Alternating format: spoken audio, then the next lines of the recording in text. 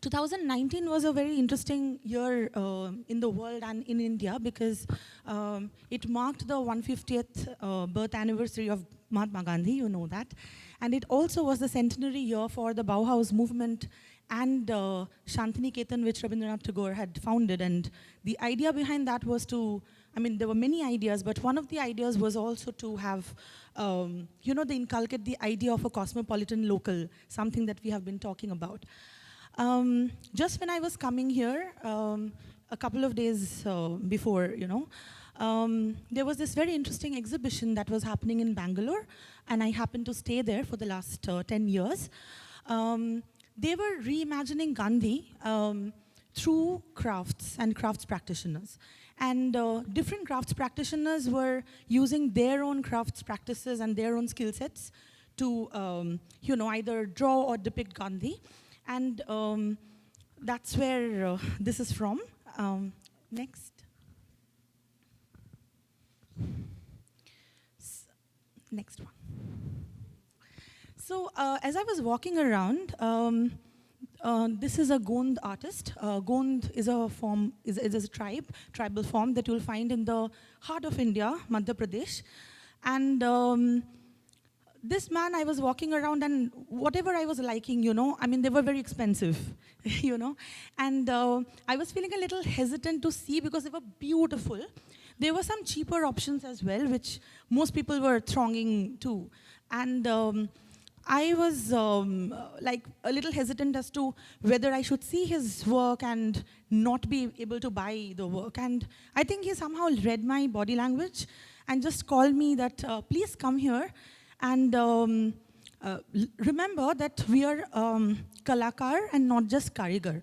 So the word kala means art, and kar, if you understand any Indian languages, you would know that it has got something to do with doing. So it's almost like art maker or art doer, saying that I'm not just a skilled artisan who's just producing it, I'm a kalakar. And hence, to me, it's okay to not have a buyer, but what I want is an audience, and I think you are my audience. So do you want to know my stories? So this one, if you, the picture is not very, prominent, but he was actually talking about a creation myth of that entire area. There is a river that he's showing over there, which is the Narmada River. It's one of the biggest rivers in India. And he was talking about how these stories have been intergenerationally passed down through these art forms. And all the stuff that he started showing basically was talking about how they make sense of their own lives through this art form. It's not just something that they just draw. So this is where, this kind of brought me to the idea of what I have been trying to do. I am not a so-called trained designer, but design has been my practice, and I have been able to do whatever little I have been able to do through my form of inquiry. So one of the things that I do a lot with my students at Srishti is take them on not just tours where they go and have a tourist experience of crafts communities, nor do they just do what is very famously called as crafts documentation. We stay with the communities, we stay with them and try and understand their lives with them, and they become our teachers, So place has been a very important component in my work, and one of the things that I'm going to do today is show you some of my experiences and my inquiries through that, through which I understood that if we talk about leadership, not just with the baggage that it has, but leadership with crafts, we need to understand that design, crafts, arts, technology, all these things sort of blend somewhere, and the divisions are kind of blurry. You cannot just separate one and talk about the other.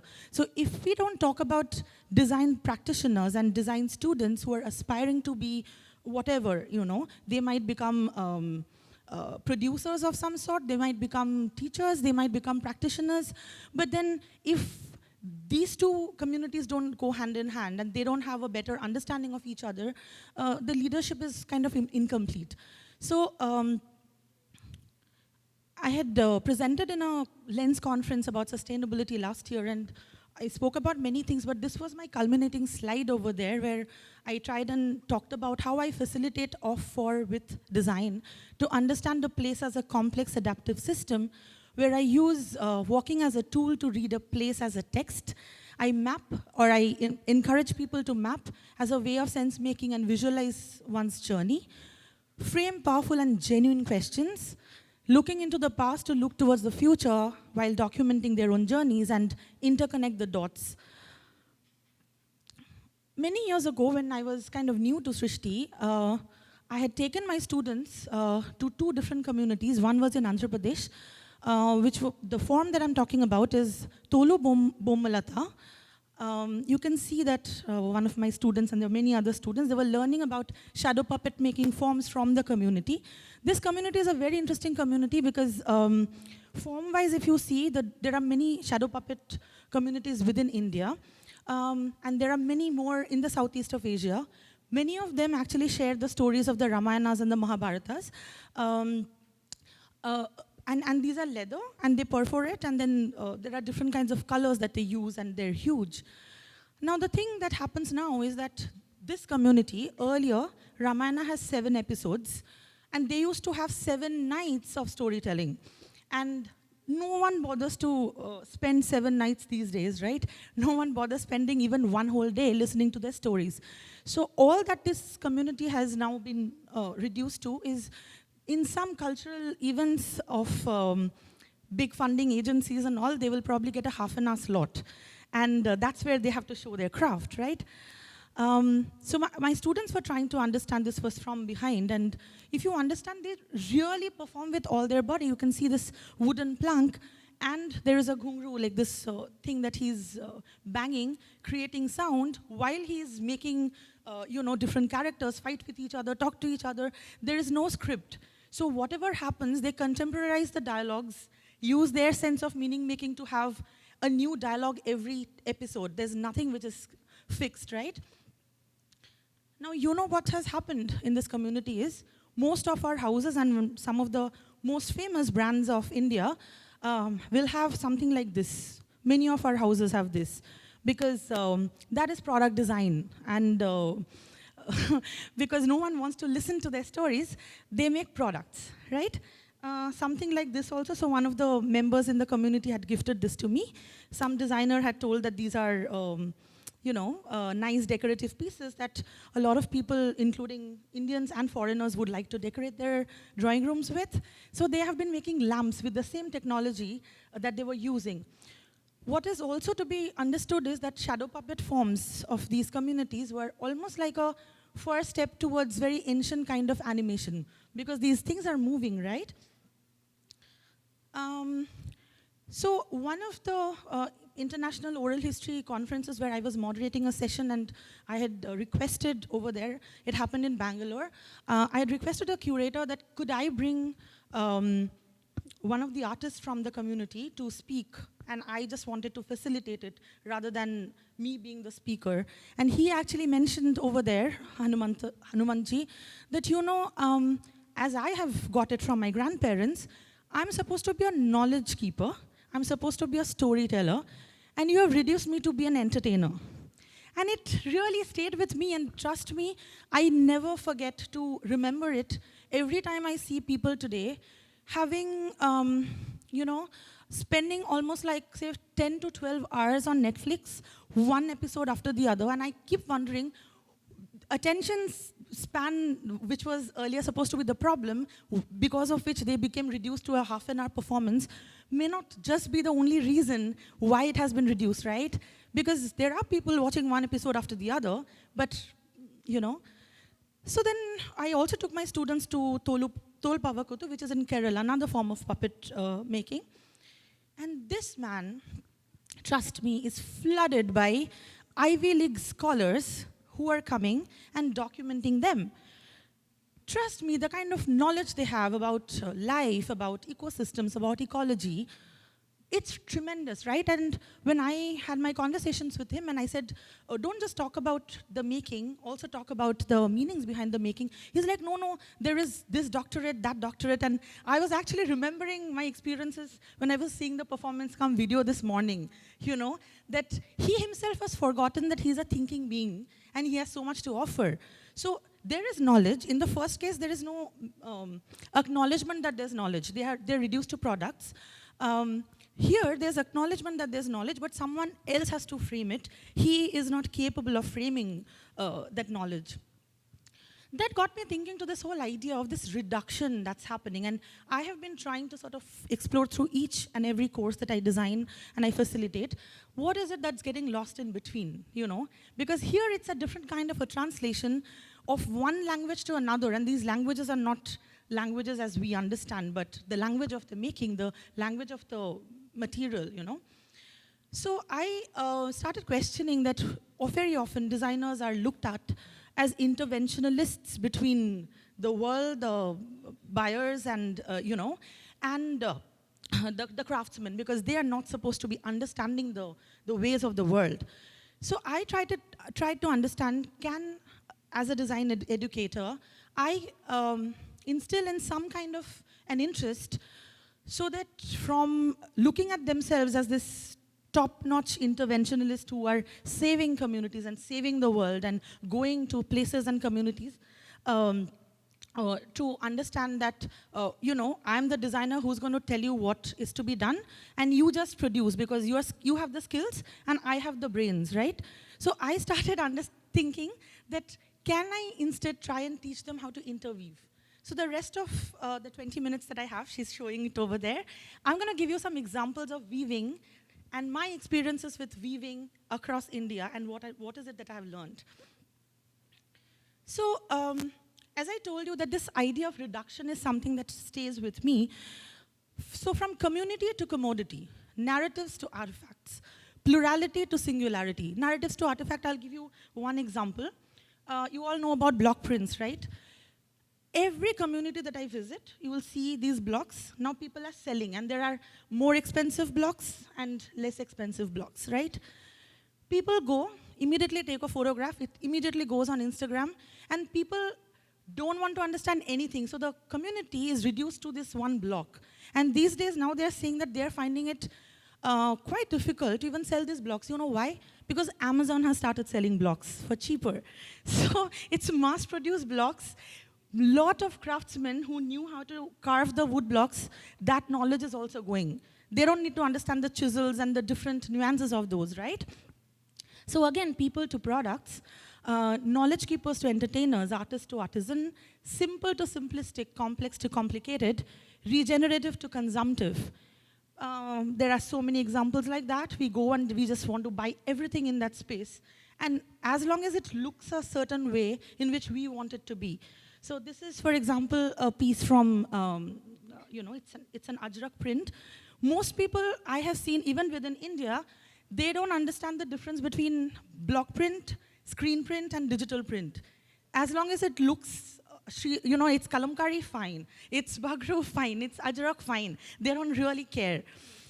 And meaning to material, practitioner to laborer, critical making to producing, uniqueness to something which is uniform. So everything has to look the same. Contextual to global, and I've of course put it within quotes because you know what I mean by global. Aesthetic to pretty. Message to form, and interdependent to dependent, because I will give you some examples later where I'll show you how communities can be interdependent through their forms of practices, and we are trying to make them dependent on, again, the designers and the NGOs, who are saving them from their misery. So this question of framing what the actual problem is, and questioning this whole juxtaposition and the conflict between the price of something and the value of something.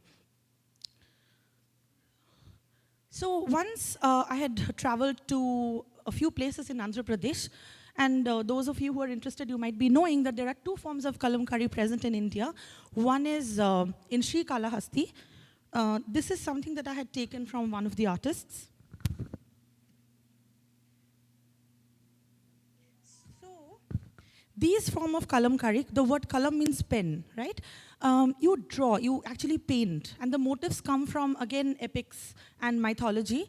Certain colors in this, we had learned from the practitioners, only come, they say, when you dip it into the river Krishna, you know. Now, again, it's such an interesting thing. You can dip it in any other river. They believe that the particular tinge that people really crave for, it only comes if you dip it there. So geography influences it directly, right? So we had gone there. We had also gone to Pedana and some other places. And again, in India, this was a year when there was a state called Andhra Pradesh. It was divided into two, Andhra Pradesh and Telangana. And because of this interstate division, a lot of things happened, and lots of weavers in Andhra Pradesh, they were leaving weaving. You know why? Because they had got bags of rice and a certain amount of money. And because it's such a labor-intensive process, they were leaving their looms and running away. So the students, actually, we had delved into all these different practices and processes to understand what really goes on, understand how the coloring happens. And eventually, we decided that we are not going to look at producing something which looks like, oh, you have been to these places. They designed games and simulations, the students, to understand the complexities of these places. And what is very interesting is two of the girls who were in this was in the first year of, the foundation year. They actually happened to become industrial designer and textile designer, and they told me that they got the love from these courses that they had done. So Swarnima and Vinti, I wanted to read just a couple of lines from Swarnima's reflection. She wrote, when she went to Kutch to work with practitioners, as outsiders to the community, the space for a designer usually looks very uncertain and unfamiliar. A few weeks before entering a cultural craft space as designers, it's not just only essential to study and understand the processes of the craft, but it's also important to deconstruct the thought process behind our own assumptions of moving into that space. Then she also talks about one more point, which is very important. She says that hierarchy, depth of knowledge, intensity of skill, financial backgrounds, and even age plays a large factor in bringing about a power imbalance in craft communities. In the context of the Kutch project, I quickly realized that craft NGOs were more powerful than the government and indirectly influenced the politics in Kutch. You know, so she kept on using the word crafts mafia again and again, you know, and she said that in this region, she found people are not divided because of their religion or caste. They were divided based on which alliance they have with which NGO and which designer. And she's just about to embark upon her design management degree, because what she did was, during her thesis project, instead of producing more new things, she decided to actually bring the crafts practitioners and curated an exhibition with them, for them. Because she said that she felt really guilty giving them direction and them just producing what she wanted them to produce. So the next idea that I was, again, another inquiry that I have was in Assam. This community called Dimasa, most people don't even know about them. They believe that they come from a particular tribe, which is not quite liked by a lot of people, even in the region. If you see, this community has nothing recorded in terms of their history. And do you know where their history lies? The history lies in the songs that they have. So you can see this man and the woman who are playing instruments which they only make, weaving bamboo and other kinds of materials. And they believe in this community that those are illiterate who don't know how to weave. So they're not weavers who are producing things. Every kitchen has one loom. And in fact, two of the women were showing us around. And I really still have goosebumps when I think about it. You won't believe these motifs that you see over there. They're not just normal patterns which look pretty. The motifs are symbols that have been used in the songs. Again, I got as a gift from there. So even a small dot that you will get to see. So this is not for consumption and buying. It's something that they make and they just distribute amongst themselves within the community. So here, weaving is a medium, you know. And very clearly, the moment they see each other's houses, like this is a typical Dimasa cottage. I mean, I took it from a museum that we had been to. Just the weave will tell you which community they belong to. For a layman's eye, you will just think that, oh, they look so pretty, bamboo-based things. That led to another boy who was a part of this, who went to Assam again, spent time with the Mission community, and that is where there's a lot of flood that happens because of the river Brahmaputra. And I think if I talk in his language, it's a better idea. His name is Vikrant, and interestingly, he was very excited that I was coming for this conference, so I put the material together, and last night he was like, I want to put it together for you. So the visual design is his work, because he wanted to be a part of it, because he thought that the way in which he looked at material has changed because of the course that he had. So he said, during my college years at Srishti, I had the opportunity of visiting the district of Lakhimpur in Assam. The place thrives of highly skilled artisans and culture of bamboo weaving planted in every household. This trip worked as a flipping switch for me in how I perceived crafts and craft imbibing communities. Through many years, I was being taught about these fabricated ways of design and prototyping that told me about various ways in which I could understand a given material. All of those ideologies were shattered as soon as I reached these tiny elevated huts with fish traps and rafts under them. Bamboo was something that was incorporated in every aspect of living for this community. When I saw how a bamboo woven basket being used as a sieve at one given day, and in the next hour as a fish trap, was when I realized and finally learned that form really does follow function. On the first day of our field visit, I visited a household where I came across this beautifully crafted cooking station made out of clay, silt, and wood that could be suspended and used during floods and otherwise. The construction of it was highly inspired from the Chinese culture of cooking stations and pits, and I was able to form that link at the first glance. Later, unexpectedly in my research, I found out how these communities had migrated from Indo-Chinese borders and settled amidst these lower terrains of Lakhimpur. These communities were left unexploited by factors like globalization and urbanization, up to a very unbelievable extent. Everything from food, medicine, soaps to their own houses and boats were either self-grown or self-made. Adaptability to bamboo was not something that they acquired in a few years. All of their windows, fences, carrier baskets, and hunting traps packed millennia of prototyping and user testing, which was impossible for us to grasp in our 4-day field trip. Material in this aspect was not only just a commodity for them, but an expression of respect, dependency, faith, and reliability. Material intelligence was something that helped me in conveying that cross-cultural narrative and connection to myself that had taken years and centuries to develop. At an instant, I centered my thesis project around developing respect for communities that are customarily unappreciated or undervalued in the modern design culture. My last example, so this is where he had gone to. Unfortunately, currently India is not very well known about in terms of what is going on in the country. I feel quite embarrassed about it because I think I take pride in the fact that I've grown up in a very multicultural, extremely plural culture, and I refuse to be in any other way, One of the men in the 15th century, mystic poet, Kabir, who's quite well known, he has both a Hindu and a Muslim kind of a background. Both the communities appropriate him, and he shunned both. Kabir is propagated through oral traditions in India, and I'm going to give you an example from Madhya Pradesh, from somebody called Prahalad Singh Tipania, who is a Kabir singer, and again, generationally, they sing these songs, right? Interestingly, I realized it last night that I started with the Gond with all of you, which was in the Madhya Pradesh of India, which is in the center of India, and I come back to this. Kabir, who was supposed to be an illiterate in that kind of way,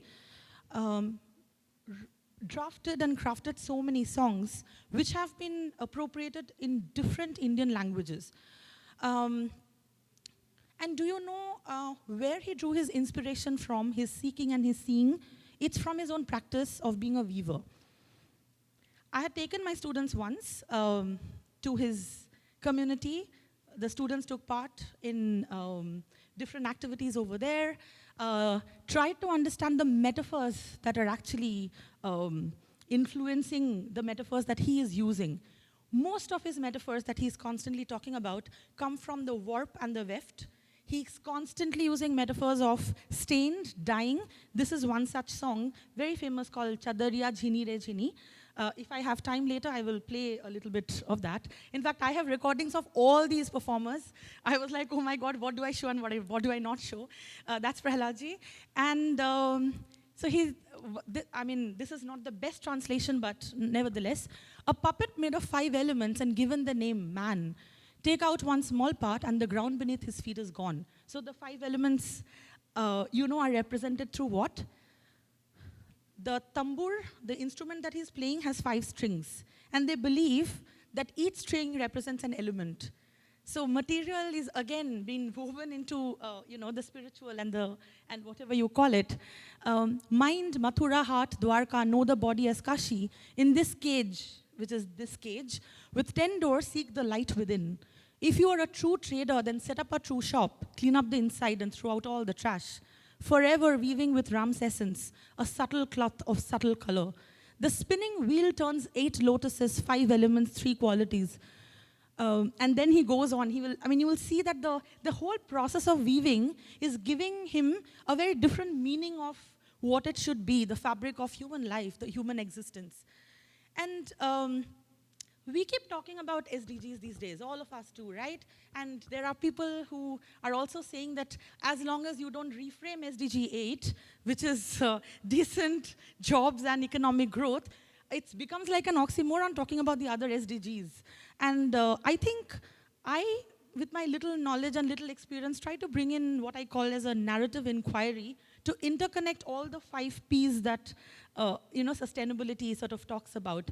And I genuinely believe, therefore, as a practitioner, that we need to teach the designers to be how to make choices. Very often we use the word informed choices. I believe that choices need to be aware, conscious, conscientious, authentic, inspired, critical, empathetic, responsible, ethical, systemic, sustainable, evolved, adaptive, and creative. And then these choices make an impact. So I therefore believe that the future skills that we are all talking about is the ability to do sense-making by interweaving medium, message, metaphor, material, and meaning. Unfortunately, even a Prahalad Singh Tipania, who has been awarded with Padma Shri, which is like one of the highest civilian honors that you can get in India, he's also struggling with the whole idea of reduction and translation. And you know why? Because there are people who are making videos which look better with better looking books that accompany as translations and all. Those are reaching out to people, right? And he is someone who just wants the message to reach out to people. That's all that all that matters to him. So he produces something which is, say, $50 worth CDs, and he's spreading it everywhere. But they don't look that nice, And the other things look really nice, and they're selling all over the world. And in many art festivals, it has happened that he has been sitting with his $50 worth CDs. Nobody's buying it because people want to buy what is looking good, right? They want an English translator to translate something, and he's quite annoyed about it because in many festivals he has been told, have you seen that he's talking in between? And he does a lot more, and of course he does it in Hindi or in Malvi. And for him, he's not singing. He doesn't think he's singing. He is passing down the knowledge, right? And people don't want to hear that. So there are designers who have told him that, cut it short, just sing. I'm there to translate what you are talking about. So I think I just want to leave you with that thought that when we talk about leadership, and again, a place like India where you don't really make a product, you are a maker in so many different ways, and you're a thinker in so many different ways, how do you sort of call one thing as craft and talk about leadership of that because that sells and the others don't? That's not a question that even I have an exact answer to, but all I try doing through my work is, young minds, I can help them unlearn when they come out straight out of school, when they come to the college. I try and pose inquiry-based curiosity in them so that they at least feel the humility to acknowledge that there's so little that we have to offer to any of them. They actually don't need them, we need them. Rather, they don't need us, we need them. Thank you so much.